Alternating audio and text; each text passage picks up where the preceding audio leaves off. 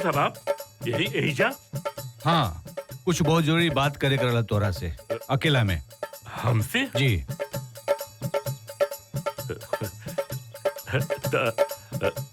आई आई ठाकुर साहब आई, बताई का आदेश बा? अब कैसे बताई मंगरू बाबू, लेकिन बतावे के तो पड़ी। जी। आपका बेटी गुलबिया हमें बहुत पसंद आ गई बा। हम उसे बियाह कई चाहता नहीं। ई का कहता नहीं आप? अरे हम गरीबन के गर्दन पर राजपुताना तलवार मत रख। हमरा के गलत मत समझा मंगरू बाबू, बिल्कुल गलत मत समझा। सच कहता नहीं, हम बहुत नेक इरादा से आयल बानी। ठाकुर साहब, आपका इरादा कितना भी नेक होके, हम आपके बियाह गुलबिया से नहीं कर सकेंगे। हम गुलबिया के बियाह अपने दोस्त नंदू के बेटा गोधन से करे जाते हैं। वो लोगन के बियाह की तैयारी तो आप देखते बानी, और वो लोग भी एक दूसरा से बहुत प्यार करेला। और कल पंडित जी भी बतावत रहला कि वो लोगन का 7 जन्म का साथ हो।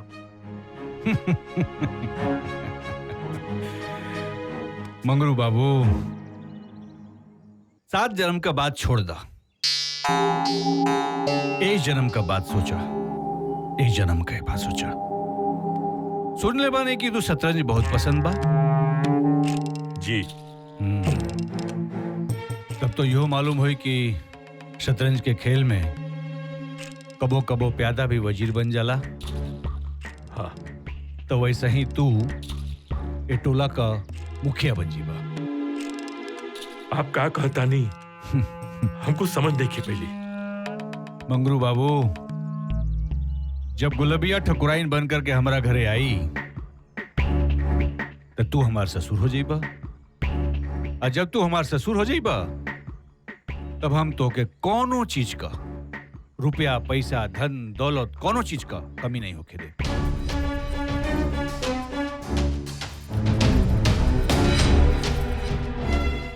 तू वो पैसा से अपन रुतबा बढ़ा लिया, तू टोला का किंग हो जीबा। काहे नहीं का समझाते बात के? तू समझे का कोशिश कर। हम का कहता नहीं, समझे का कोशिश कर। समझ गिला ना? हाय रखा ठीक बा। अब बात बाकी ड्रामा कैसे तैयार करे के बा, ये तो क्या अच्छी तरह से मालूम बा। समझ गिला?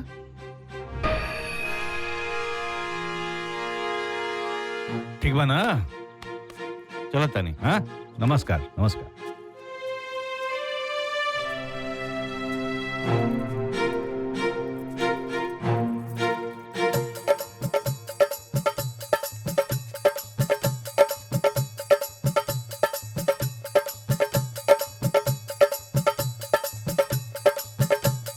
बैठा बैठा बैठा।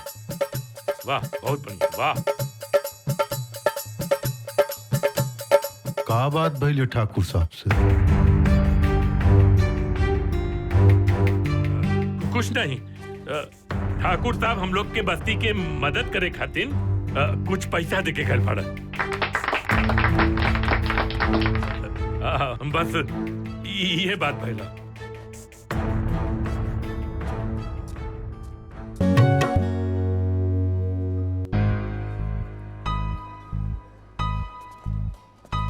ये यहाँ बैठा है?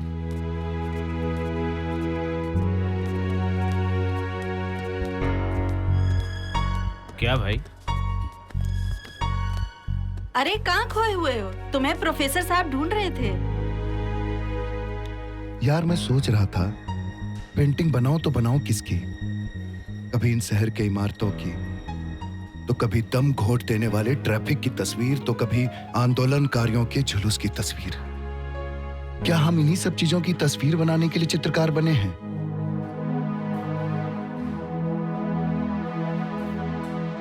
कभी कभी तो मन करता है कि इन शहरों की भीड़ भाड़ से कहीं दूर चला जाऊं। कहाँ? कहीं भी जहां सिर्फ शांति ही शांति हो। शांति? जहाँ दिव्या होगी वहाँ शांति कहाँ होगी? हाँ, जहाँ वो होगी वहाँ शांति नहीं होगी। तुम तीनों तो गांधी जी के बंदर हो ना। बहुत हंसी आ रही है, चुप रहो। आपको प्रोफेसर साहब ने बुलाया है। शांति। ठीक है। कुछ समझ में ना आई यार, मैं अभी आया। बहुत हंसी आ रही है ना। ही ही ही ही।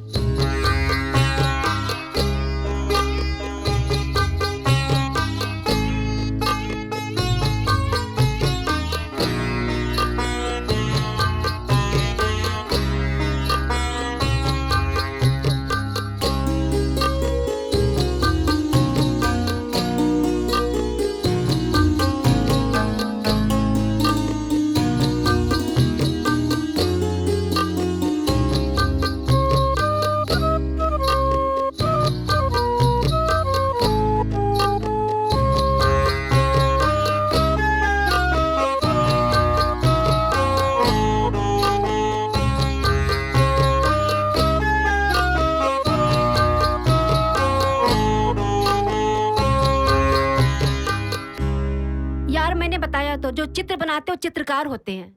मतलब हम सब चित्र बनाते हैं इसलिए हम सब चित्रकार हैं? नहीं, मैं बताता हूं चित्रकार क्या होता है।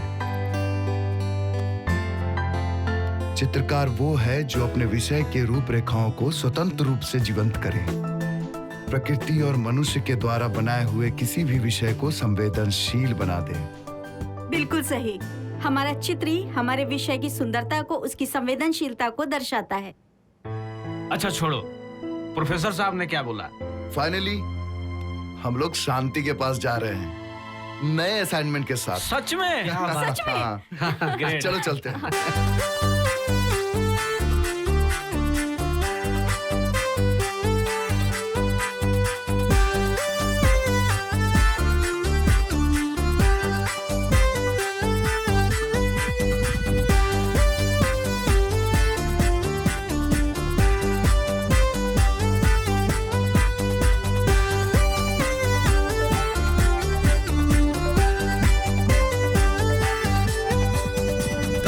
सुनहरे सपने हैं आंखों में, जोश नया है हर एक दिल में।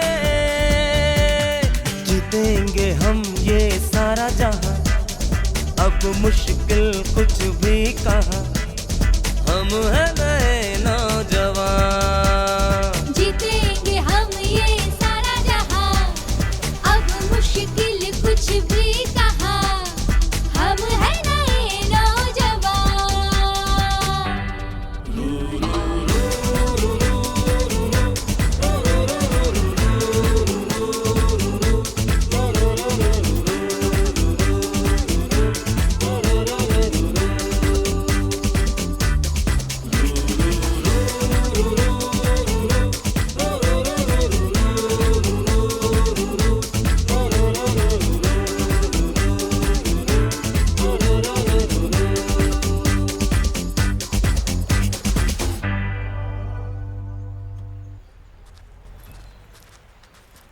सफर में तुम उस स्थान पर अपना कैनवास तैयार करना जिस स्थान का विकल्प तुम्हारे मन में ना हो, वहां की हर वस्तु, हर जीव जंतु, बाग बगीचे, नदी पहाड़ सब आकर्षक होंगे। प्रकृति सुंदर और विराट होगी। बस तुम्हें उस प्रकृति को अपने अंतर मन में बसाना है और कैनवास पर पिरोना है। हम लोग यहीं रुकेंगे, चलो आओ। कितना सुंदर है ना। हाँ।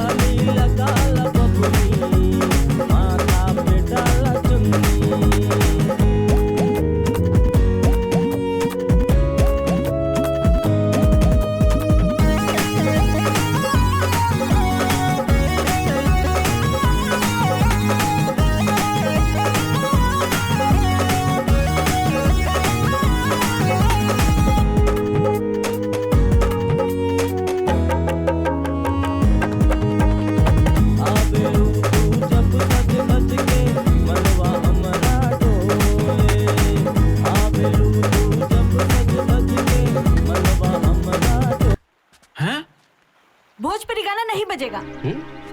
चालू कर। चालू तो होगा पर भोजपुरी गाना नहीं बजेगा। भोजपुरी गाना ही बजेगा। भोजपुरी गाना नहीं बजेगा तो पोर्टेबल बेटा भी नहीं बचेगा। पोर्टेबल मेरा है, देखती हूँ उसे कौन छूता है। मैं लगाऊंगा हाथ। अरे यार, पहले ही कह चुकी हूँ कि हाथ मत लगाना। और मैं शहरी लड़की हूँ, मुझे ये गाँव की गंवार भाषा नहीं आती। गंवार केकरा बोलो ताड़ीस रे? तेरे को। आराम से रहो। क्या दिव्या हमेशा लड़ती रहती हो? विद्या, एकरा समझाओ। एक हिंदी भाषा भोजपुरी भाषा से ही पैदा भइल बाटे। आए बड़े ज्ञानी। ठीक है, रिलैक्स। हाँ, कि वहाँ शांति नहीं। वरना जाने देना यार।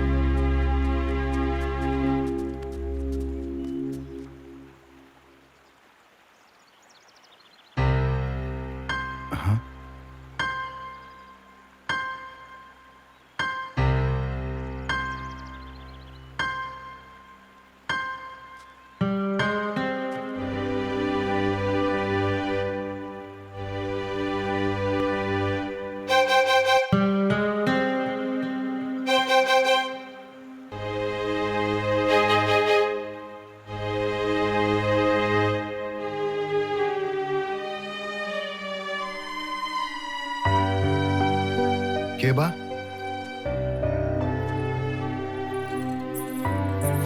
अरे सुना था।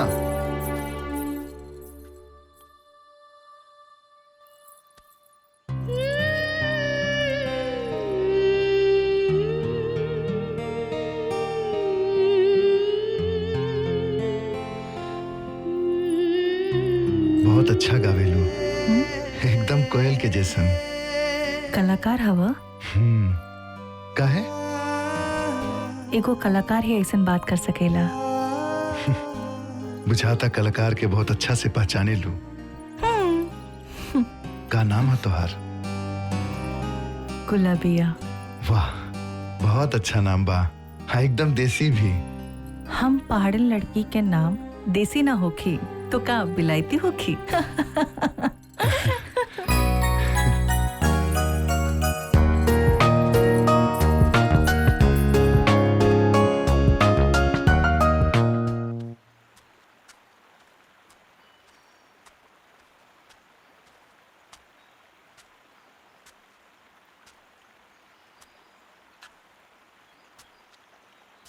गौरव कहाँ गया? राहुल, प्रदीप, हाँ, का भाई? पूजा, जल्दी आओ। चलो सर। क्या हुआ रे? गौरव यही था ना? यहाँ पर है नहीं वो। कहाँ चला गया? पता नहीं कहाँ गया। हाँ। चलो सर।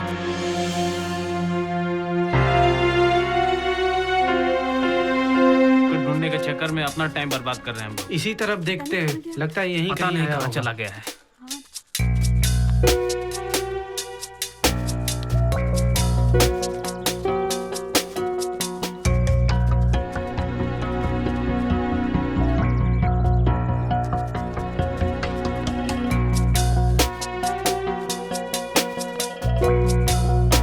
चाची अमा नतुआ पटुआ हमके पलटान का कलक दे लबान तो करतियावे तोल दे तलन तो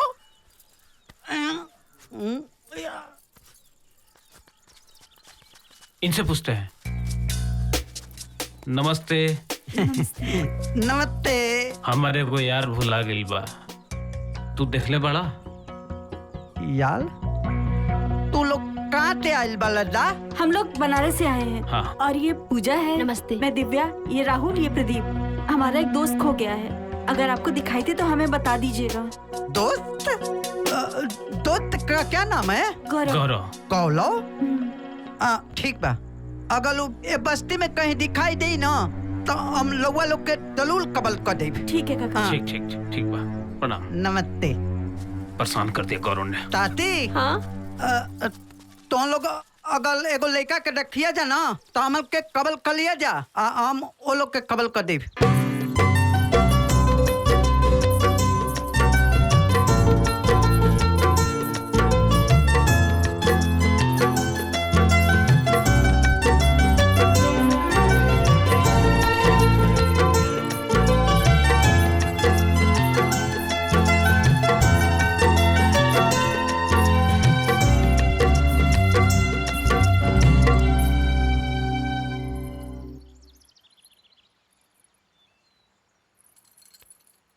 ऐसा लगा था कि जैसे कोई परी जंगल में अकेले घूमत होखी, जेकरा कथा कहानी में वन परी कहल जाला।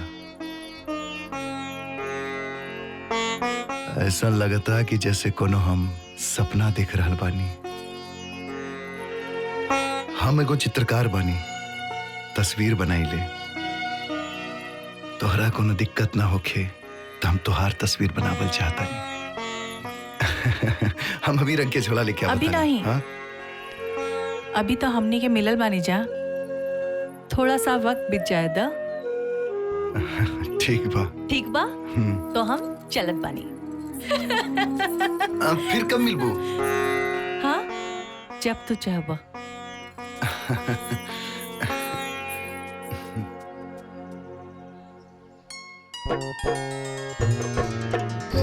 तो आज ये प्रमाणित होता है कि हिंदी भाषा का निर्माण भोजपुरी भाषा से ही हुआ है।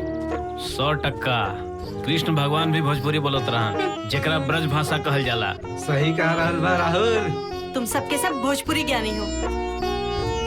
अरे वो देखो गौरव। पकड़ साले के। कमाल है, ये भी कहाँ गए लड़का रे?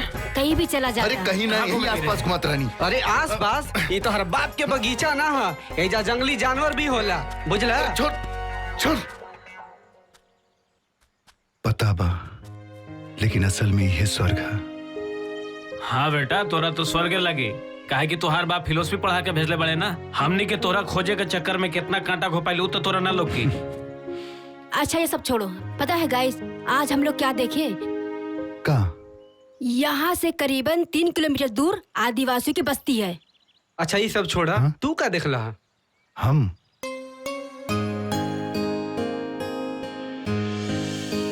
बेटा, जब कोई चीज तुम्हारे लिए बेहद अनमोल हो तो लोगों को उसके बारे में बता के उसका मूल्य मत घटाओ। क्या सोचे लगला गौरव भाई? कुछ ना, बस ये जंगल पहाड़ नदी के बारे में। बस जंगल पहाड़। हाँ हवल का। चलो चलो चलो, बहुत देर हो गई। आवा आवा।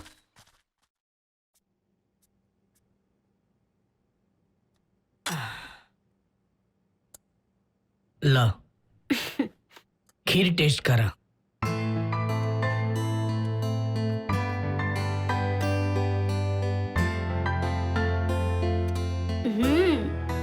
वाओ, शानदार। तोरा हाथ के बनावल खाना के सामने तो हम जैसी औरत भी फेल बिया।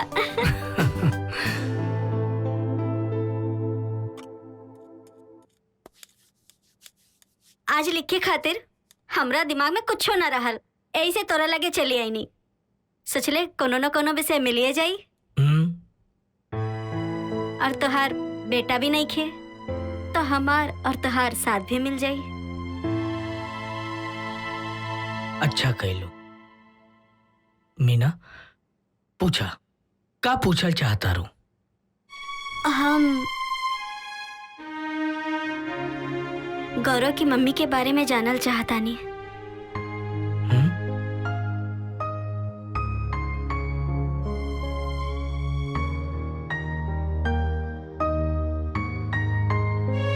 रउआ के टेंशन लेले की कोनो जरूरत नहीं खे, सब काल्पनिक रही।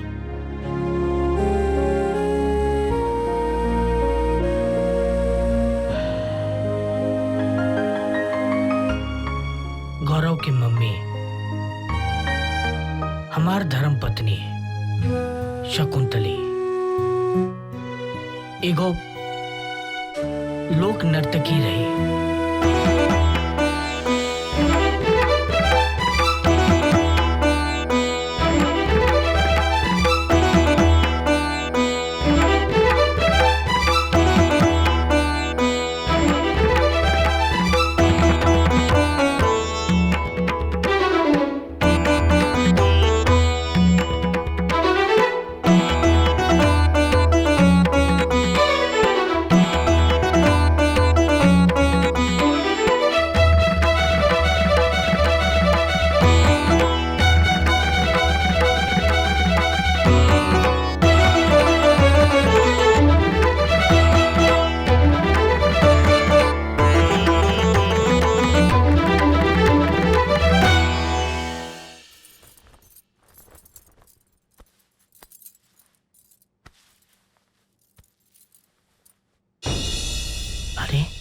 शकुंतली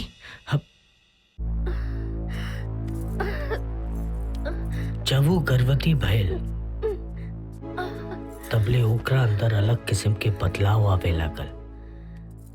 बाकी मेहरारून के जैसन उहो पेट में होके वाला हलचल के बताइत।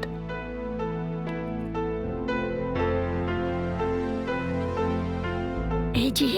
हाँ देखिए ना का लल्ला डांस कर रहा था। हाँ साचो। जब शकुंतली आखिरी महीना में रही तब एक दिन वो जोर जोर से नाचे लागल। हम ऊपर के कमरा में रहे।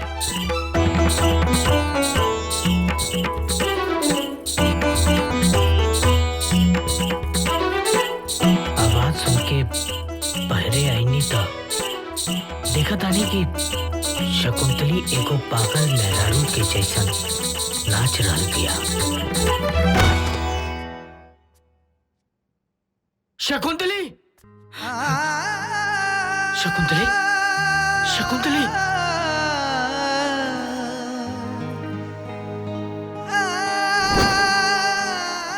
ओकर खून देख के हम घबरा गई और ओकरा तुरंत हॉस्पिटल ले गई नहीं।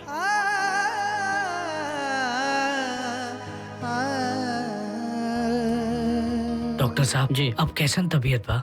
आपके बीबी और बच्चा दोनों सेफ हैं, चिंता करने की कोई जरूरत नहीं। बधाई हो। बहुत बहुत धन्यवाद। अच्छा डॉक्टर साहब। हे प्रभु, अगला सवेरे हम दोनों गौरव के साथ ही नहीं। का बात बाटे, इंटरेस्टिंग। और एकरा आगे का भइल? आगे फिर कबो, अभी नींद आवता। चल उठा। उठा। चला।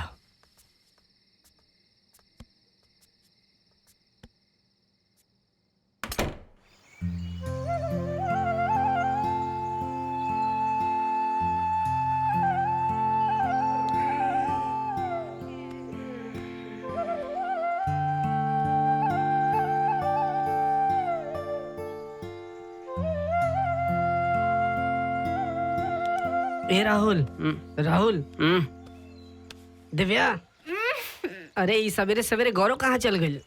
उठ उठ, सवेरे सवेरे गौरव कहाँ चल गई? गइल है अपन बाप के सपना पूरा करे।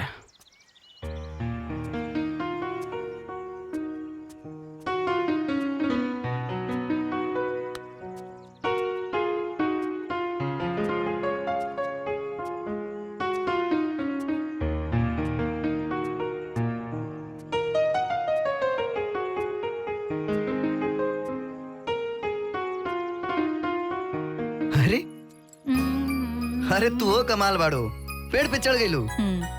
तू हूँ आजा। ना ना ना, हमें जे नीचे ही ठीक बानी। आवा ना। लेकिन हमके पेड़ पे चढ़े ना आवेला। आवा। ठीक बा, इतना कहा तारो तो कोशिश करता नहीं। लेकिन कैसे चढ़ब? बाप रे। हाँ। अरे अरे अरे अरे अरे काहे मजाक कर रहल बाड़ू हमरा साथे? आवा हमरे भेरी। आवा आवा हमरे भेरी आवा। ना ना, हम अब नहीं। काहे? डर लागता का? डरब काहे? हाँ हाँ, बता नहीं, रुका। कैसे उतरब? अरे बाप रे, माई रे। हाँ रहल बानी। अरे ओहो, काहे परेशान कर रहल बाड़ू?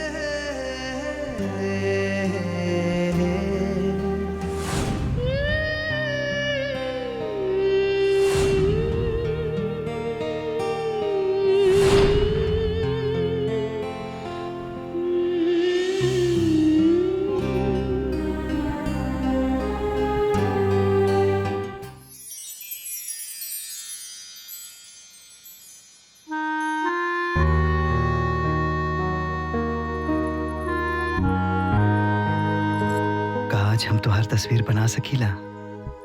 हाँ बना सकेला, बाकी ए वक्त ना ठीक रात के 12 बजे। 12 बजे? हाँ 12 बजे, झरना के पास। ठीक बा।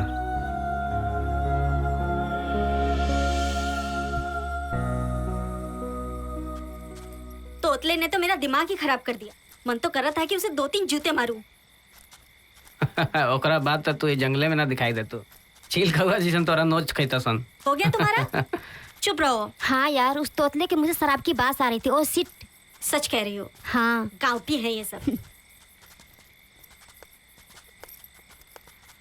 आ गए लोग? का बात बा? खाना बन रहल बा? बन न रहल बा, बन चुकल बा। अरे भगवान, सूरज देवता किन्ने से उगले? पश्चिम से। लग तो यही रहा है। हम लोग बहुत थक गए हैं सच में। ऐसन का कहले बाड़ा कि थक गएला? तुम्हें क्या पता आदिवासियों की बस्ती में क्या क्या हुआ।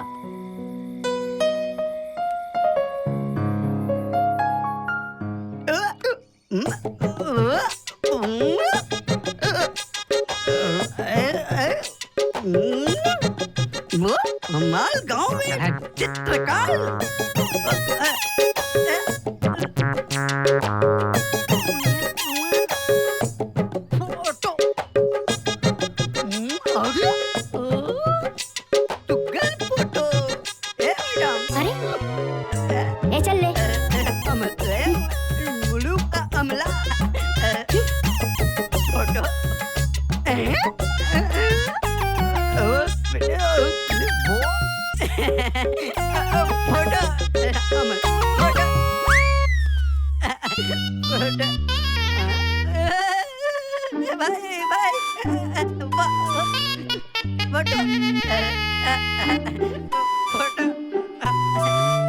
चला हट यहाँ से।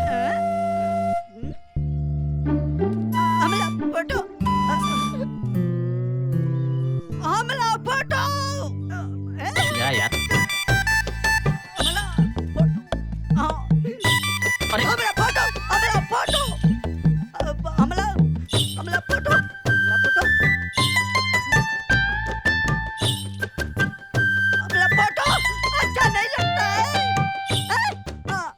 फोटो ना बनेबू? चल हट। अमाल फोटो बना देना। हट जा। अमाल फोटो बना देना।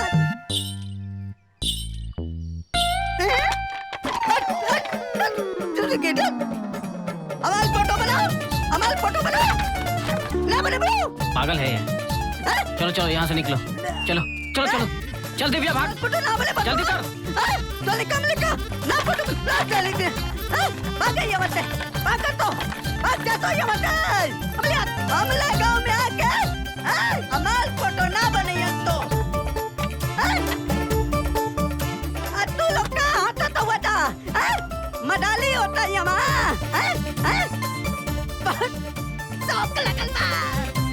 हमारे गांव में आके हमारे फोटो ना बनी तो। चला सब खाना वाना खा लीला। हाँ। तू लोग बहुत थक गए लोग। चला सूत जा लोग। हमरा के भी बहुत तगड़ा नींद आ रहल बा। आवा आवा आवा तू सोच जा। चला हाँ चला तू सो जा। चला सूत जा। अरे भाई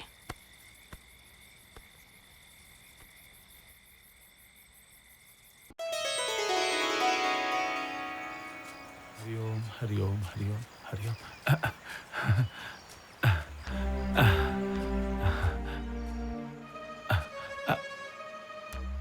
हे प्रभु, तुहार लाख लाख धन्यवाद।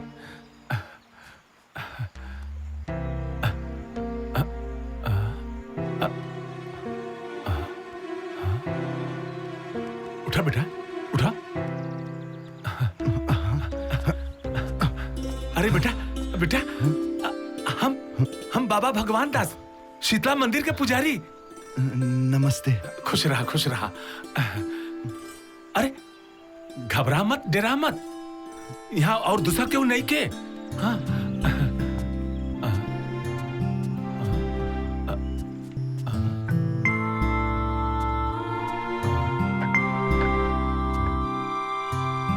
ओहो, हम कैसे सूत गए नहीं?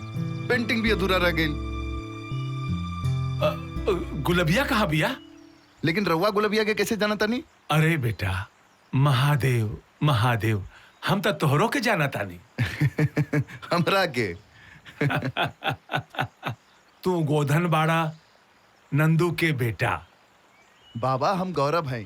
आ कोनो नंदू के बेटा नहीं की, बल्कि प्रोफेसर हरि प्रसाद के बेटा है। ए बेटा, नाम बदल लेहला से भगवान के लिखल ना बदल सकेला। लिखल? कैसे लिखल? यह है कि तू गोधन बाड़ा गुलबिया के प्यार। बाबा रउआ के कोनो गलत फहमी हो गई बा। हम बनारस से आयल बानी एजा पेंटिंग करे खातिर, आ गुलबिया हमके एजा जंगल में मिलल बाड़ी। ए बेटा, हमरा के कौनो गलत फहमी नहीं खे भाई। बस महादेव के करिश्मा बा, करिश्मा। करिश्मा? हाँ, अगर करिश्मा ना होई ता गोधन के चेहरा गौरव से कैसे मिली और गौरव के मुलाकात गुलबिया से कैसे हुई? बाबा ई गौरव गोधन के उलझन में हमके ना उलझाई। पहली मत बुझाई, साफ साफ बताएं कि रउआ कहल का चाहतनी। अच्छा ता तू बैठा, आ हमहू के बैठे दा। आवा बैठा। हाँ आवा।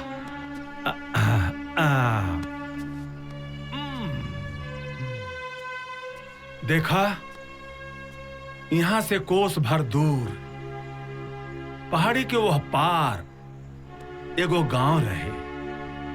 शिवगढ़ में ठाकुर अमरेंद्र सिंह, जेकर व्यक्तित्व शिवगढ़ के धरती पे एगो विशाल पर्वत के जैसे वर्षों से विराजमान रहे। शिव के सेवक और गरीब अनाथ के देवता ठाकुर अमरेंद्र सिंह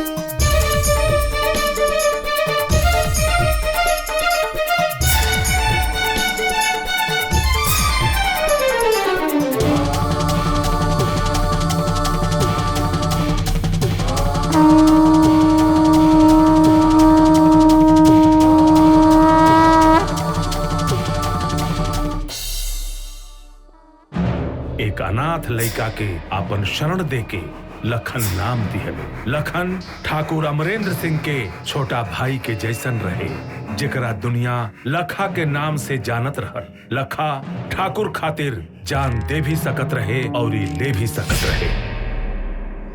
आदिवासी बंजारा लोग नाच गा के अपन पेट पालत रहे। वो टोली में एगो गोधन और गुलबिया रहे, एक दूसरे से बेइंतहा प्यार करत रहे। लक्का,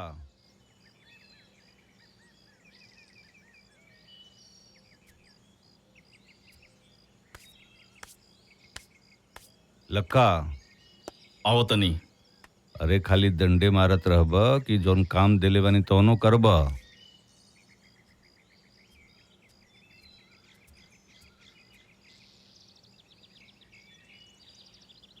एक पड़ा, एक दो,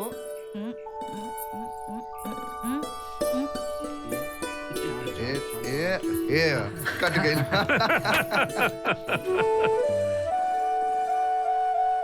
चली चली।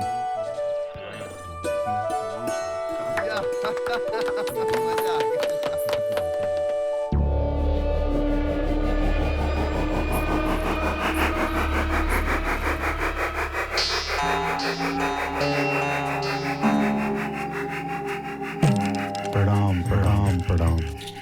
प्रणाम। कैसे आना भाई? बड़े भैया अमरेंद्र ठाकुर हवेली पे नाच के प्रोग्राम रख ले बना और यही खातिर आप लोगों के न्योता भेजले बना। दाम का मिली?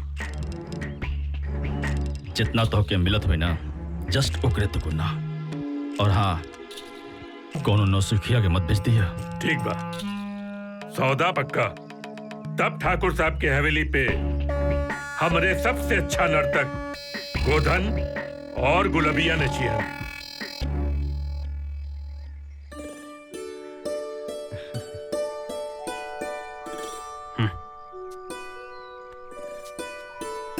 ठीक बा, समय से आ जाइब हम लोग।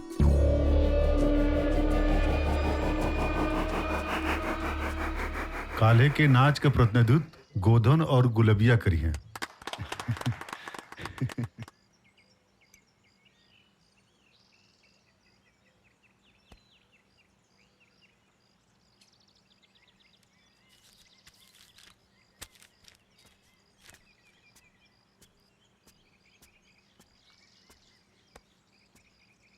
भाई साहब, होली की सब तैयारी हो गई बा और नाचे गावल लोग भी आ गए बा।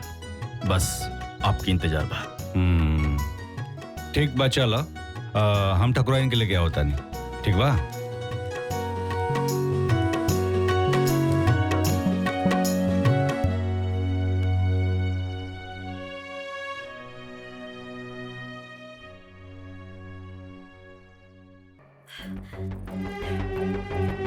तू इतना तमतमा के वहां से काहे निकल गई हुआ? हाँ, कुछ समझ में नहीं क्या आवाज?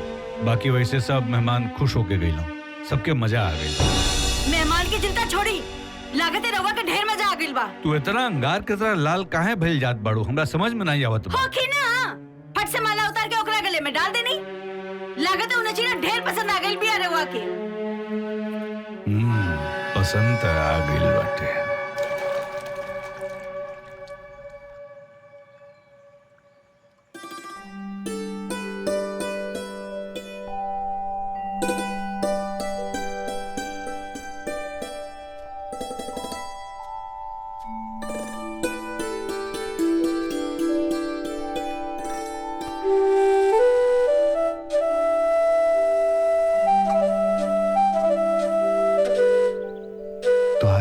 सोना की सिकड़ी बड़ा सुंदर लगता।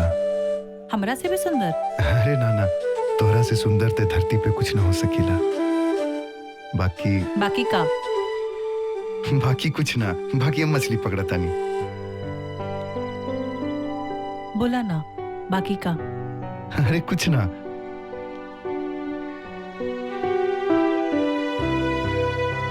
लगा था कि ठाकुर तोहरा के पसंद कर ले बा। का? यही से ना अपना गला के सुना की सिकड़ी तोहरा के दे देलस। अच्छा, जलन।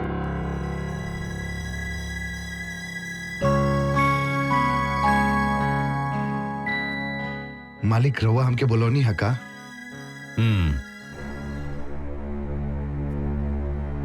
आओ बैठा।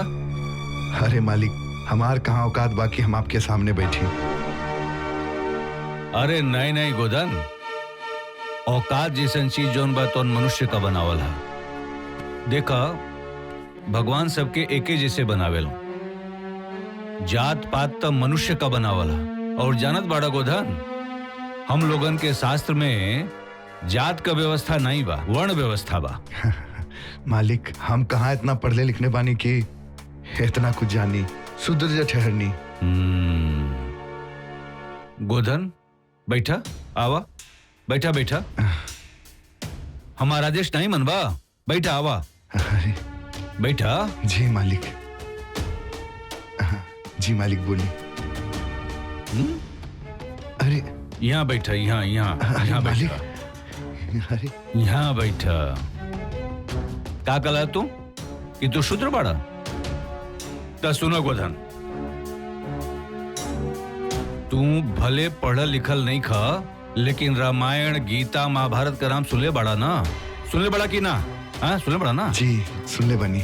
जान दड़ा, गीता के 18वां अध्याय के 41वां नंबर श्लोक में कृष्ण भगवान का कहले बना? जान दड़ा, ब्राह्मण क्षत्रिय विंशा शूद्राण च परतपः कर्माणि प्रभिवक्तानि स्वभाव प्रभवे गुणी। समझ में आइल? ना मालिक, हमके कुछ समझ में ना आइल। जाना दड़े कर का मतलब होला? कर मतलब ई होला कि ब्राह्मण क्षत्रिय वैश्य अशूद्र के कर्म आओ के स्वभाव के और गुण के आधार पर बांटल गईल बा। यही से हम कुल नहीं मानिला। अरे वाह, कितना महान विचार बा आपके। खैर उकुल छोड़ा, जाना ताड़ा हम तो के काहे के बुलौली हैं? काहे मालिक? गोधन एक बात बतावा, तू दिन भर में कितना कमा लेला? कुछ खास ना मालिक, बस गुजर बसर हो जाला। यही गुजर बसर पर तो गुलेबिया से ब्याह कल चाहता रहा। तो के पता बा कि एक जवान खूबसूरत लड़की का इच्छा होला, का अरमान होला? का अरमान होला मालिक? इस सब बारे में हम कबो ना सोचनी। तही कुल के सोची? तू गुलेबिया से ब्याह करे जात बाड़ा, ओके तू अपन मेहरारू बनईबा, हैं? बतावा। जी मालिक। का जी मालिक जी मालिक जी मालिक लगोले वाला? तू हमारे एक बात माना, तू गुलेबिया के खुश नहीं रख पाईबा। रवा का कह रहल बानी, हमके कुछ न समझ में आ रहल बा। उहे तो हम तो के समझावल चाहत बानी। तू गुलेबिया से बहुत प्यार करेला? हाँ मालिक। प्यार कैला से क्योंकि पेट नहीं भरल जा सकेला, प्यार कैला से क्योंकि इच्छा नहीं पूरा कैल जा सकेला। पेट भरे खातिर के, इच्छा पूरा करे खातिर के पैसा चाहिए, जोन तोरे पास नहीं बा। तू बतावा, ओकर इच्छा कैसे पूरा करबा? का करे के पड़ी मालिक? अब सही जगह पर आइल वाला। देखा गोधन, प्यार करे वाला कैसे हूं प्यार कर सकेला। ई कोनो जरूरी नहीं है कि तू गुलेबिया के साथ रहबा तब्बे के तू प्यार कर सकबा। दूर रह कर के भी प्यार कईल जा सकेला। वो कैसे मालिक? अच्छा ये बतावा, तोहरा घर में के बा? हम और हमार बाबूजी बस। माई तोहार नहीं ना? ना मालिक, बहुत दिन हो गए हमके छोड़ के भगवान के पास चल गए। उ तोहरे पास नहीं तक का उनके तू प्यार नहीं करेला? अरे मालिक करीला ना। शाबाश। वैसे ही तू गुलेबिया के हमरा खातिर छोड़ दा।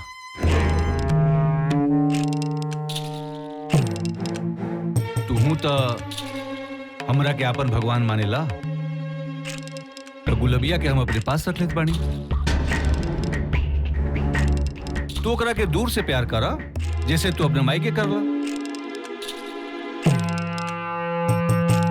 तू चिंता काहे करत बाड़ा? तू ओकरा के जितना प्यार करेला ओकरा से ज्यादा हम ओके खुश रखो। तू तो देखते बड़ा, हमरे पास जमीन बा, जायदाद बा, दौलत बा, शोहरत बा, इज्जत बा, सब कुछ बा। बस नहीं बात एक ठे संतान नहीं बा। का सोचत बड़ा? कुछ बताओ। आवा छुटकी ठकुराइन आवा। हाँ? छुटकी ठकुराइन? हाँ हाँ हमको समझ नहीं ना ठाकुर साहब। हम तो से बियाह करब तो तू छुटकी ठकुराइन कहिबू ना। हाँ? तू गोधन के हम समझावत रही हाँ कि तुसे बियाह करे का इरादा छोड़ दे।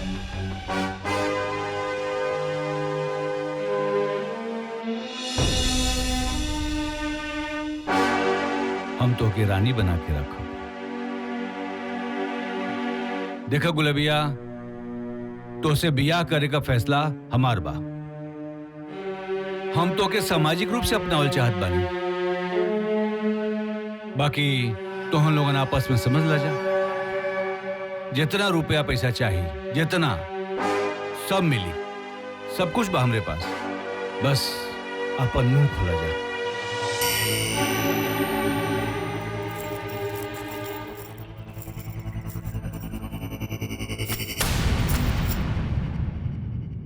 ठाकुर साहब, हमार और गोधन के 7 जन्म के रिश्ता बा और हमनी के केहू जुदा ना कर सकेला।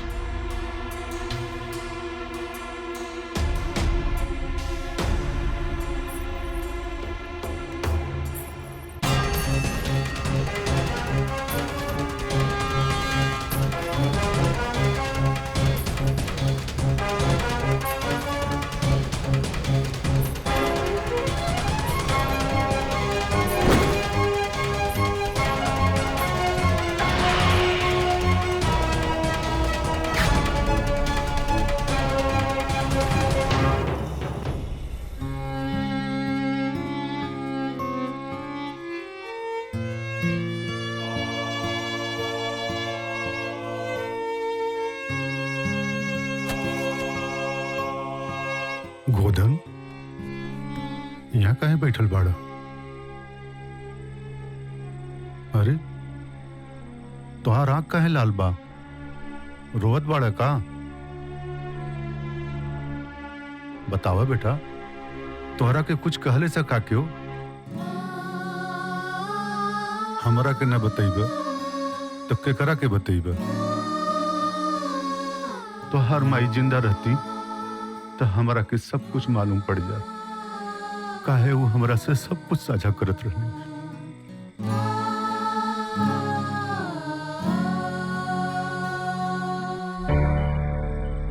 ठाकुर साहब आज हमके बुलौले रहे।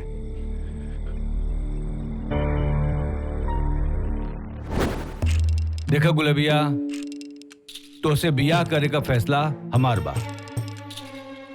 हम तो के सामाजिक रूप से अपनावल चाहत बानी। बाकी तो हम लोगन आपस में समझ ला जा। जितना रुपया पैसा चाहिए, जितना सब मिली, सब कुछ बा हमरे पास। बस अपन मुंह खोला जा। ये तो बहुत चिंता का बात बा, लेकिन ये हम ना होके देव। ना बाबूजी, कुछ करे के जरूरत नहीं है। हाँ बैठी। काहे की चिंता न करी, हमनी के गरीब बाणी जा, ठाकुर कुछ भी करी हैं। गुलबिया भी वही रहे और ठाकुर के साफ साफ मना कर देलस। जब हमनी के साथ गुलबिया बाड़ी तो हमनी के चिंता करे के का जरूरत बा। रोवा चिंता मत करी। ठीक बा बेटा। बेटा तू कितना समझदार बड़ा, कितना समझदार बड़ा।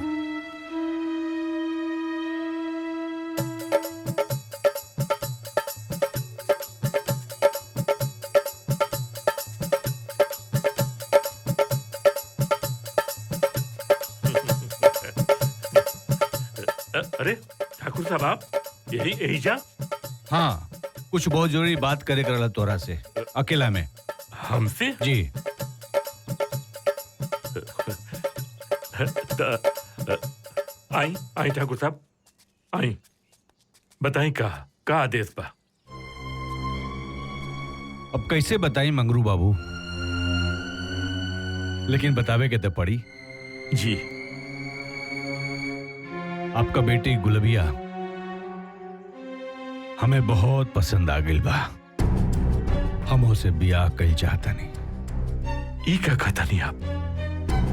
अरे हम गरीबन के गर्दन पर राजपूताना तलवार मत रख। हमरा के गलत मत समझा मंगरू बाबू, बिल्कुल गलत मत समझा। सच कहता नहीं, हम बहुत नेक इरादा से आयल बानी। ठाकुर साहब, आपका इरादा कितना भी नेक होके,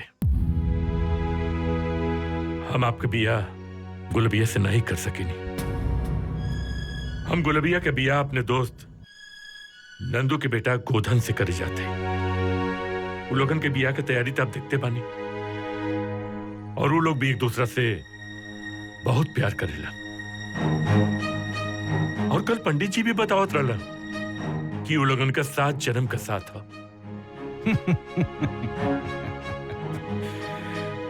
मंगरू बाबू, 7 जन्म का बात छोड़ दा,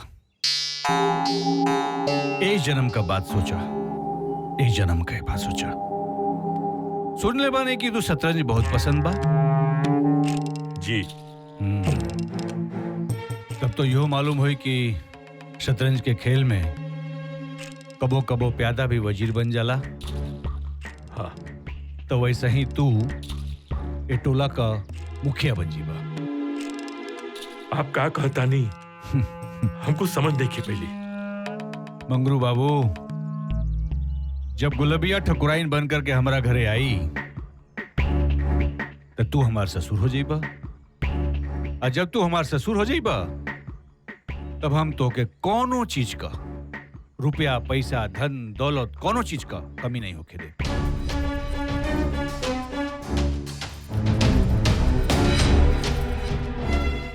तू वो पैसा से आप रुतबा बढ़ा लिया, तू ये टोला का किंग हो जीबा। काहे नहीं का समझाते बात के? तू समझे का कोशिश करा। हम का कहता नहीं, समझे का कोशिश करा। समझ गिला ना? हाय रखा, ठीक बा?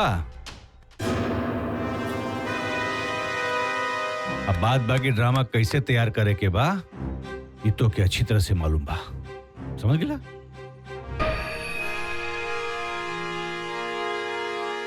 ठीक बा ना? चलो तानी। हाँ, नमस्कार नमस्कार।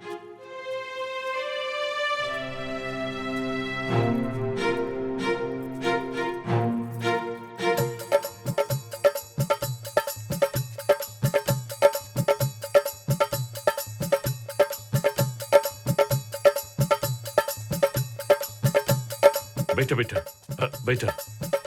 वाह, बहुत बढ़िया, वाह। का बात भइल ठाकुर साहब से? कुछ नहीं, ठाकुर साहब हम लोग के बस्ती के मदद करे खातिर कुछ पैसा देके घर पड़ा। बस ये बात भइला।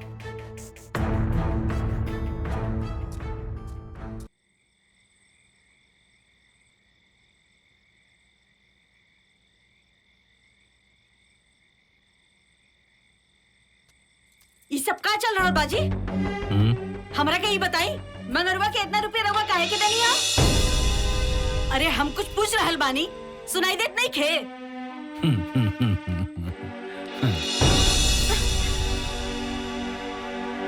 ऐसे का देख रहल बानी रवा? का रवा से हमरा कुछ पूछे के जाने हक नहीं खे का?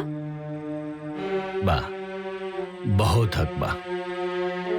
तोहार हमरे शरीर पर, हमरे आत्मा पर, हमरे मन पर बहुत हक बा। लेकिन हमके लगता कि तोहरे ऊपर हमार कोई हक नहीं बा। अरे नाना जी, जितना हमार रवा के ऊपर अधिकार बा, उतना ही हमरे ऊपर रवा के अधिकार बा। रवा हमरा से कुछ पूछ सकीला, जान सकीला।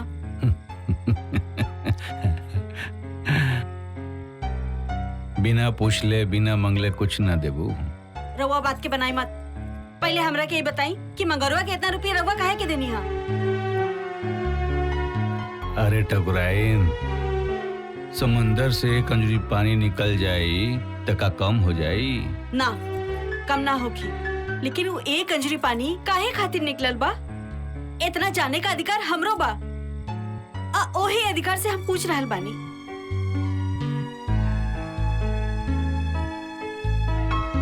रउआ के का लागता? रउआ हमरा से कुछ ना बताए तो हमरा के मालूम ना पड़ी? अरे हमके सब मालूम पड़ चुकल बा। का मालूम पड़ चुकल बा? हाँ, बतावा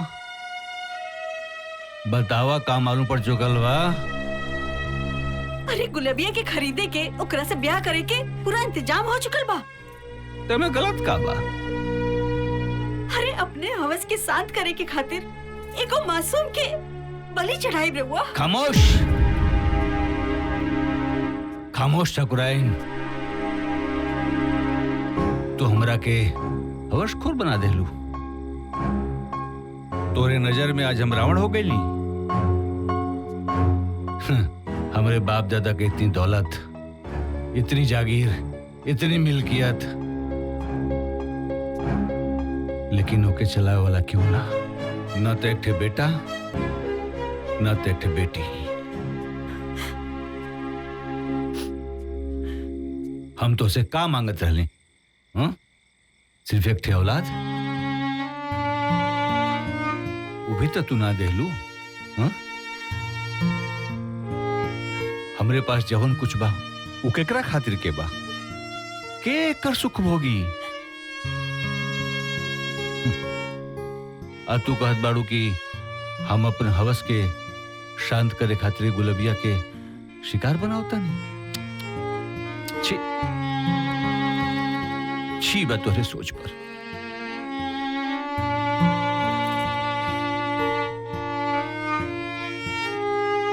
एक ठे बात बतावा, तू हमके उम्र में संतान दे सकेलू?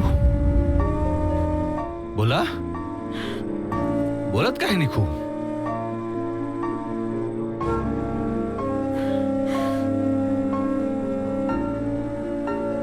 हाँ ठकुराइन,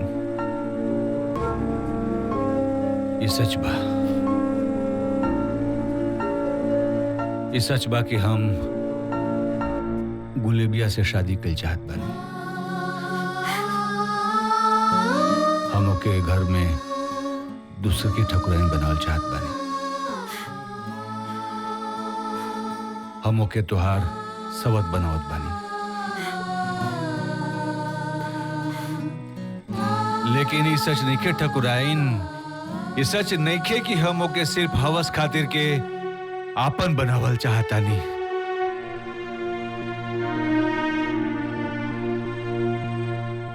हमसे गलती भइल बा।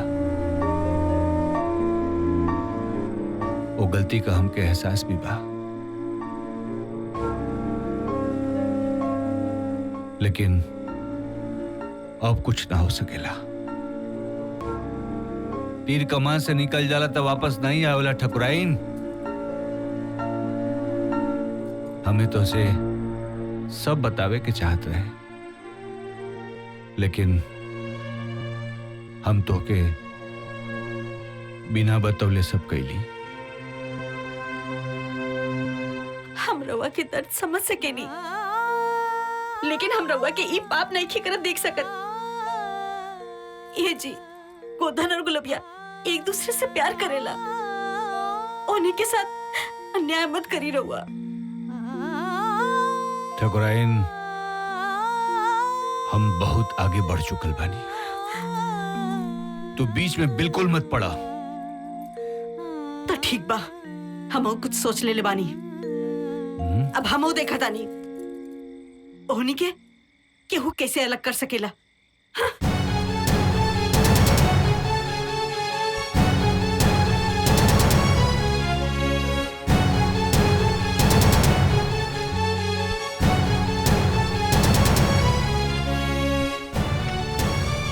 लक्का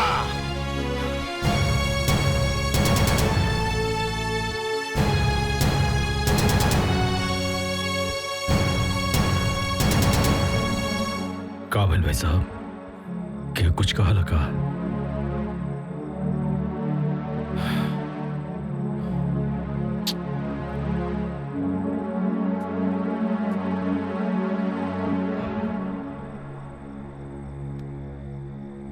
भाई साहब, हम बचपन से आपके अपन बड़ भाई माने नी। हमरा के ना बताइब का? कैसन भाई? क्या कर भाई? हमारे दुनिया में कोई नहीं बा। हम अनाथ बानी।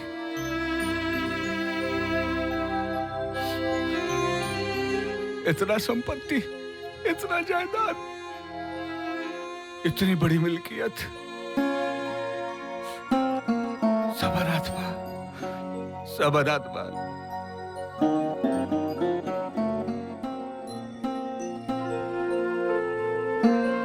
भाई साहब, ई का कहता नहीं,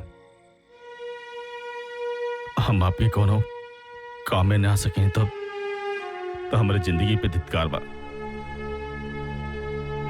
एक अनाथ बालक के लाके पाल पोस के बड़ा कर देनी, लखन नाम देनी आप। हमारे जिंदगी के कतरा कतरा भी आपके ना हो जाए वो कम बाटे। भाई साहब, आप खाली हुक्म करी हमके। आप हम बहुत समझौली हैं। गोधन के समझौली, गुलबिया के समझौली, ठकुराइन के भी समझौली हैं, लेकिन क्यों तैयार नहीं भेल। भाई साहब, जब सीधी उंगली से घी ना निकले ना तो अंगुरी टेढ़ कड़क जाए। ई गुस्ताखी माफ करे वाला नहीं है। आपका ब्याह गुलबिया से हुई,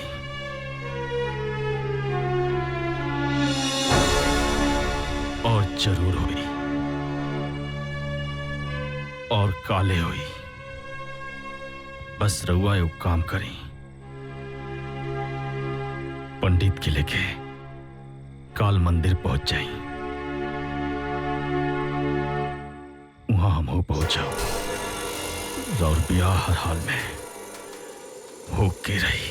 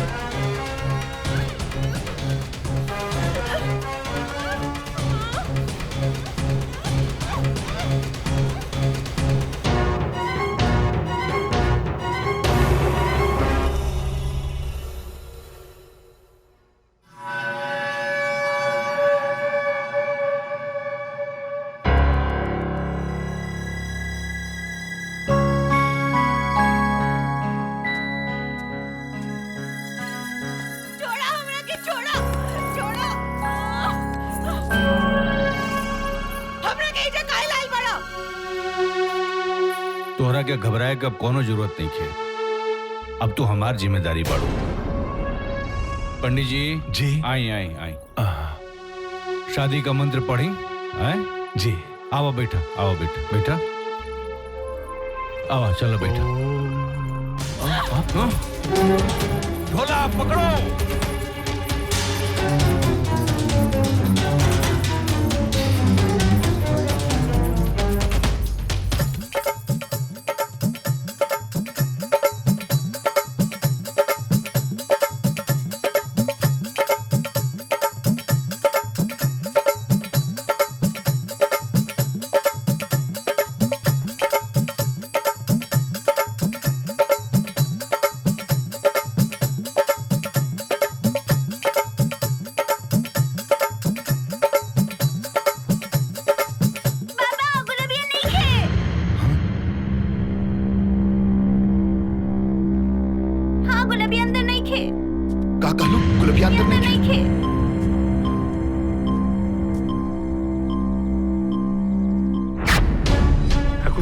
यही जा? हाँ, कुछ बहुत जरूरी बात करे करला तोरा से अकेला में। हमसे? जी। का बात भइल ठाकुर साहब से? कुछ नहीं। ठाकुर साहब हम लोग के बस्ती के मदद करे खातिर कुछ पैसा देके घर पड़ा।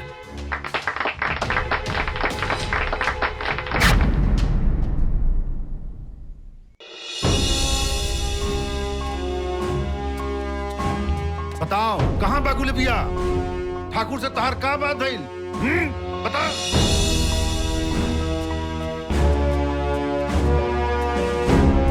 कहाँ बा गुलबिया?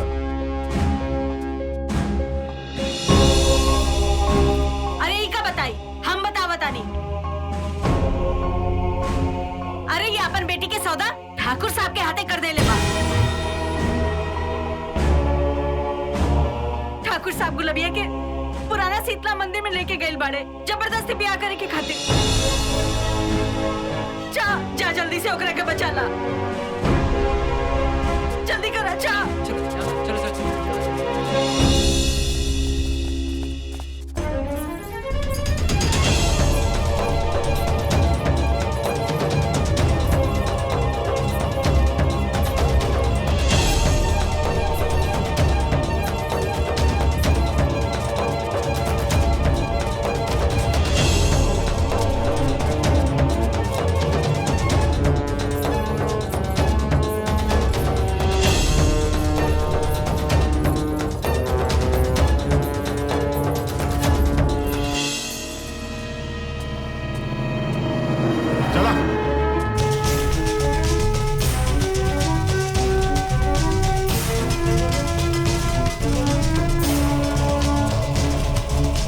बाटे ये लोग इतना भाग का है बा? हाँ, कुछ तो गड़बड़ बाटे।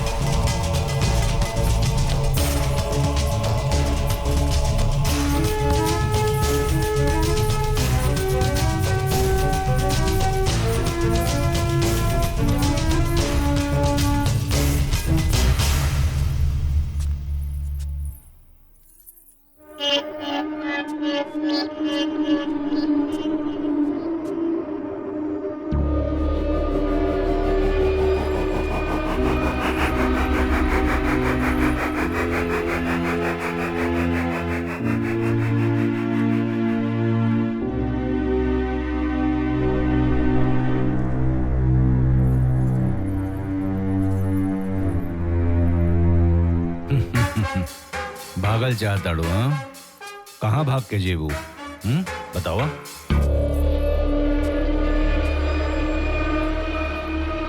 एक औरत के जीवन जिए खातिर के जवन चीज चाहिए तो कुल बा हमरे पास। का चाहिए तो के? हाँ, का चाहिए? चला।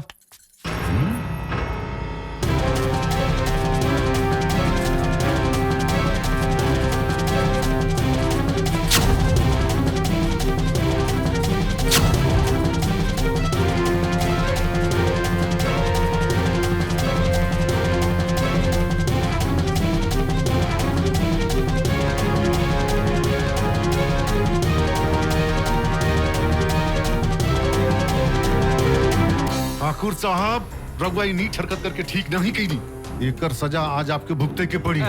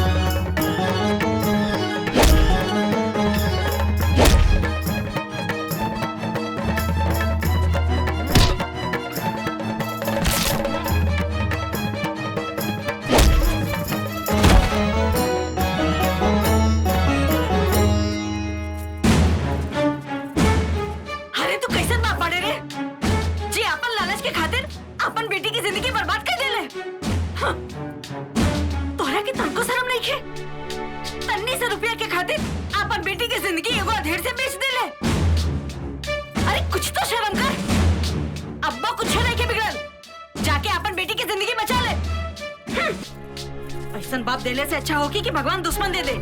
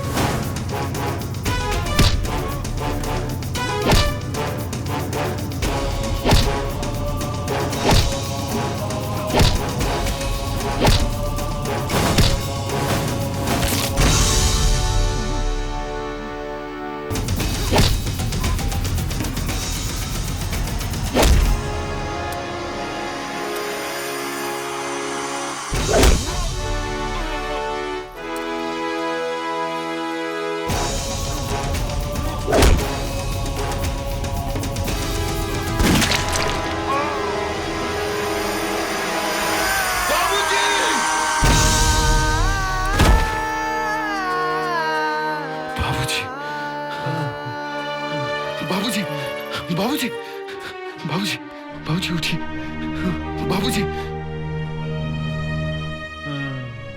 हाँ, बाबूजी।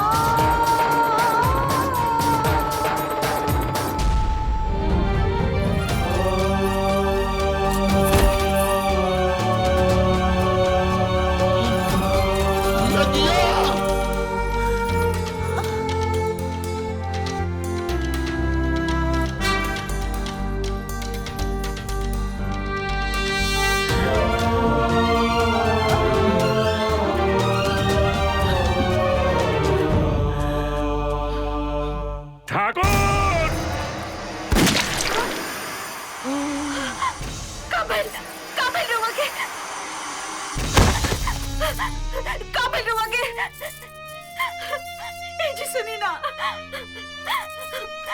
उठी ना।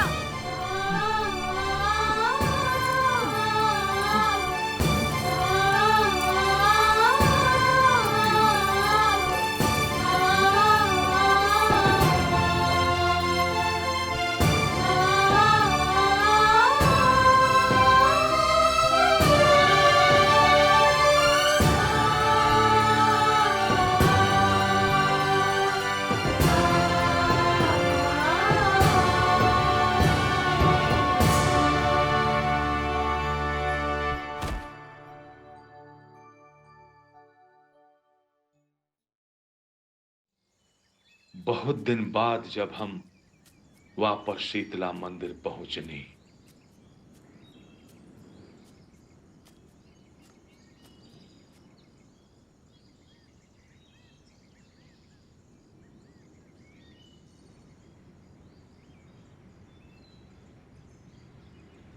शीतले त्वं जगन्माता, शीतले त्वं जगत्पिता, शीतले त्वं जगद्धात्री, शीतलाय नमो नमः। त्वमेव माताश्च पिता त्वमेव, त्वमेव बन्धुश्च सखा त्वमेव, त्वमेव विद्या द्रविणं त्वमेव, त्वमेव सर्वं मम देव देव। ओम जय माता की, जय माता की, जय माता की, जय माता की, जय माता की।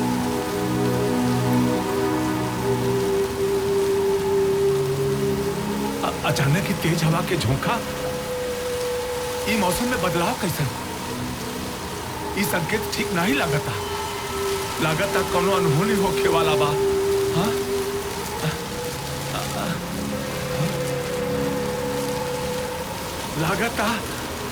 लागता जरूर कोनो अनहोनी होखे वाला बा।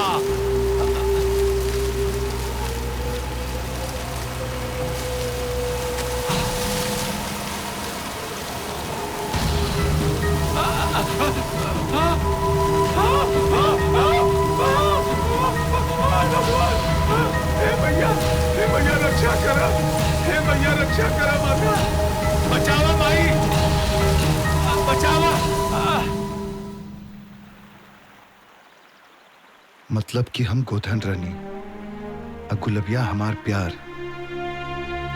आ हमनी के पुनर्जन्म भइल बा। पुनर्जन्म तोहार भइल बाटे, गुलबिया के ना। गुलबिया के ना मतलब? हाँ, ये तस्वीर साक्षी बाटे।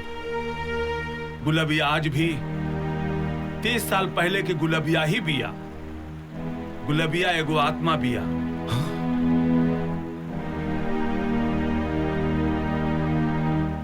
जे आज भी आपन प्यार के इंतजार में भटकतिया।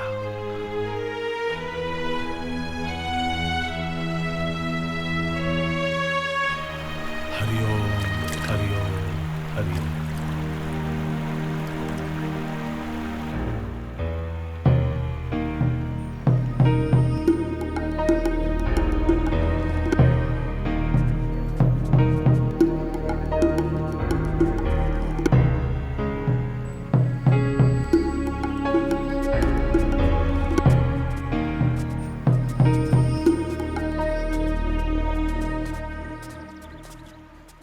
गौरव, हमने तुम्हारी सारी बातें सुन ली हैं। अब जाके पता लगा है तुम रोज हमसे छुपकर इस भूत से मिलने आया करते थे। हाँ गौरव, सब कुछ मालूम भइला के बाद भेजा ठहरल ठीक नहीं खे। हमने के चले के चाहिए। चले के चाहिए गौरव, राहुल सही कहत बा। हाँ, अब हम यहाँ से चलते हैं। यहाँ रुकना अच्छी बात नहीं है। हम कहीं ना जाए, तू लोग जाए जा से। हाँ? पगला के वाले का चलवे कि ना इजा से? हम कहानी ना, हम कहीं ना जाए, तू लोग जाए जा से। चलो संत।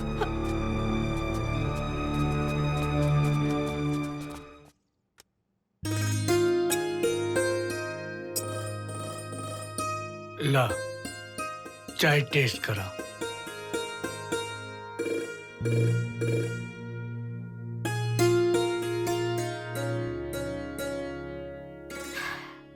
अच्छा, तो शकुंतली फिर कबो नाच गाना ना कैली?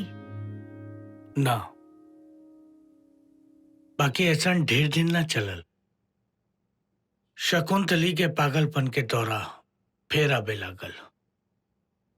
वो गौरव के अपन प्रेमी समझे लागे। का? अब गौरव 17 साल के नौजवान लड़का हो गई रहे।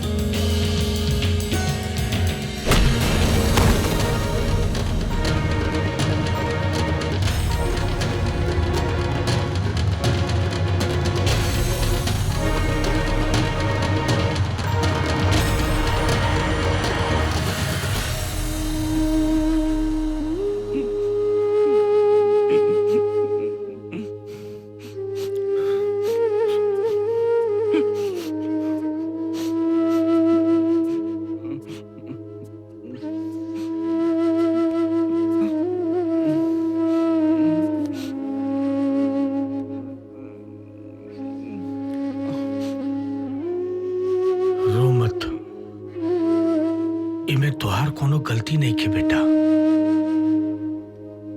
वो तो बस एगो हादसा रहे। चुप हो जा बेटा, चुप हो जा। आवा मीना, गौरव हमेशा हमरे साथ रहे, कतऊ न जाइत। पर अब जमाना बदल गई तो ऐसे दूर भेज देनी। फिर गौरव की मम्मी की लाश के साथ का भइल? गौरव की मम्मी शकुंतली दाह संस्कार कइला के बाद ओकर अस्थि लेकर हम बनारस जात रही।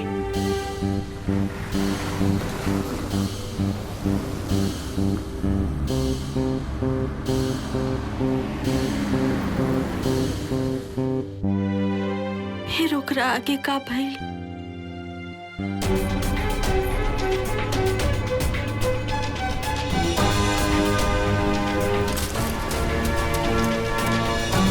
फिर हम वही से वापस लौट आई नहीं। ये देखा आज के समाचार, का हो रहल बा देश में। नमस्ते सर। तुम लोग यहाँ? गौरव कहाँ है?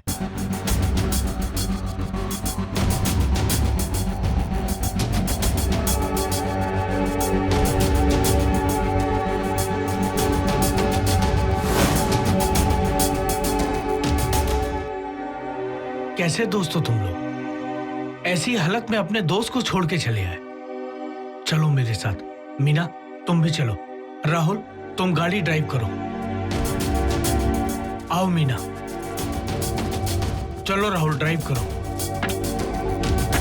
पता नहीं गौरव कैसी हालत में होगा। पुनर्जन्म तोहार भइल बाटे गुलबिया के ना। गुलबिया आज भी 30 साल पहले की गुलबिया ही भी। गुलबिया एगो आत्मा भी।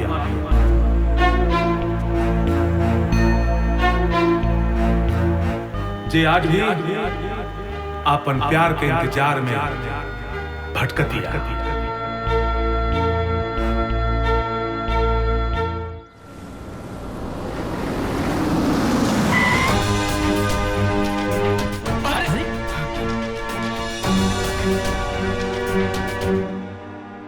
का भइल? इतना जोर से ब्रेक काहे मारा तारा? अचानक गाड़ी के आगे केहू आ गेल रहे। कुछ रहे क्या? दरअसल ही वह जगह रहल जवन हम कहानी में बतवले रही। चलो राहुल, ठीक है, डरने ऐसी कोई बात नहीं।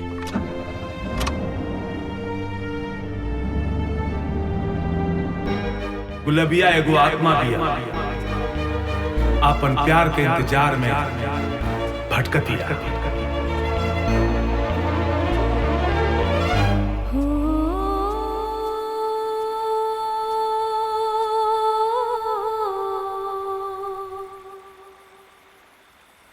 तू हमरा की वजह अकेले छोड़ के कहाँ चल गए रहलू? कुछ बोलत काहे नहीं खू? वो पुजारी जी कहत रहन कि तू इंसान ना आत्मा हो। 30 साल पहले ही तू मर गेल रहलू। पुजारी जी भी ना। हाँ गौदन, पुजारी बाबा सच कहता नहीं। हम तो तोहरे साथ मरल रहनी। गोधन, लेकिन हम तो गौरव हैं। गौरव तो तू दुनिया खातिर बाड़ा, हमार तो तू गौधन हवा। ये सब तू का करल बाड़ो? हमरा कुछ नहीं के समझ में आवत बा। ई सच बा कि मरे वक्त हमार हाथ तोहर हाथ से छूट गए रहे।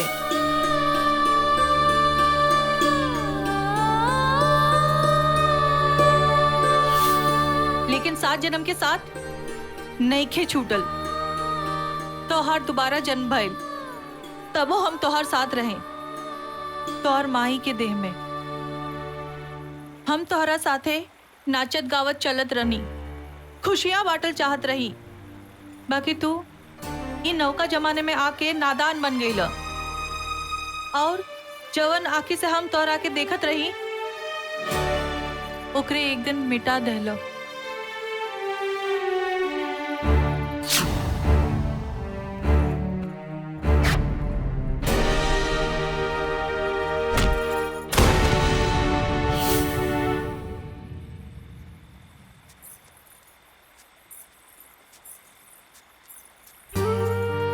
सदी के इंतजार के बाद तू हमरा के फिर मिलल बाड़ो। अब हम अपन प्यार के नईखे खोवल चाहत।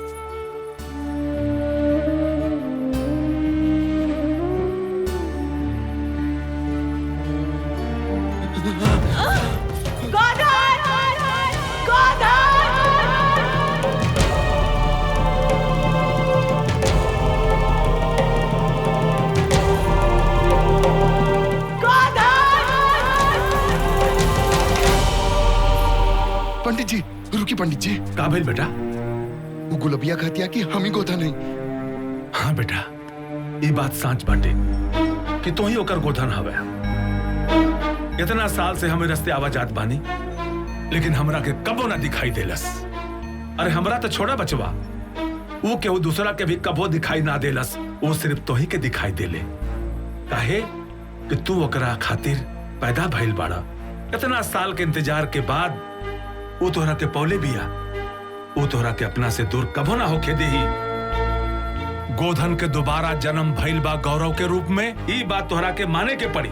लेकिन ये कैसे संभव है? वो एगो आत्मा बिया, हम एगो इंसान, कैसे मेल हुई? मेल होखी बेटा, मेल होखी। देखा, तू एगो पेंटर बाड़ा और ओकर तू तस्वीर बनावल चाहता ना। और गौरव ही गोधन हवे गुलबिया के प्यार। गोधन जवन कहीं है गुलबिया वह करी। रउआ साफ साफ कहीं कहल का चाहता नहीं। हम यह कहल चाहता नहीं बेटा, तू गुलबिया के पेंटिंग बनैबा और हम वो पेंटिंग में गुलबिया के आत्मा प्रवेश करा दे। काहे कि जहां गुलबिया के मौत भइल रहे वहां से ओकरा के मुक्ति मिली। लेकिन एगो शर्त बा कि तू ई पेंटिंग केहू के कबो बेच नहीं खा सकत। वैसे चिंता करे के कोनो जरूरत नहीं खे। वो तोरा के कबो कोनो तकलीफ ना देही। ठीक बा? ठीक बा। जय भवानी, चलतानी।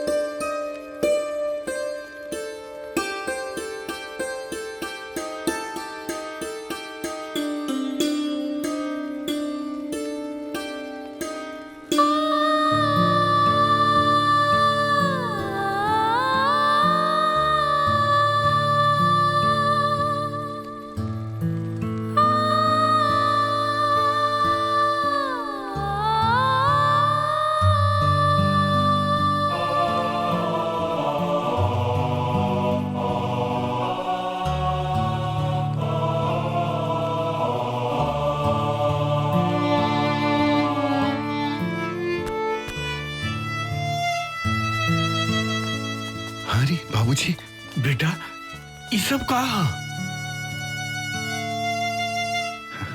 कुछ ना बाबूजी, चला चलल जाए।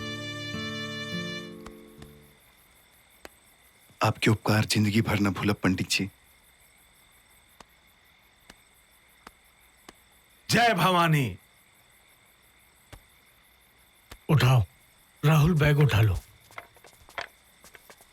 आओ चलो।